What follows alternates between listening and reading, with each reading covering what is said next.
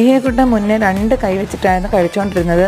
ഒരുപാട് ബുദ്ധിമുട്ടായിരുന്നു ഞങ്ങൾക്ക് പുറത്ത് കൊണ്ടുപോകാനും ഫുഡ് കൊടുക്കാനും ഒക്കെ. ഇപ്പോൾ ഒറ്റ കൈ വെച്ച് കഴിച്ചു തുടങ്ങിയിട്ടുണ്ട്. മെസ്സി പ്ലേയിങ് കുറേയധികം മാറിയിട്ടുണ്ട്. എന്നാലും ഫുഡ് കഴിക്കുമ്പോൾ കുറച്ച് ലാസ്റ്റൊക്കെ കുറച്ച് മെസ്സി ആക്കാറുണ്ട്. അത് ഒരു ബിഹേവിയറിൻ്റെ പാർട്ടായിട്ടും സെൻസറിയുടെ ഇഷ്യൂസ് കൊണ്ടൊക്കെയാണ് ആൾ കാണിക്കുന്നത്.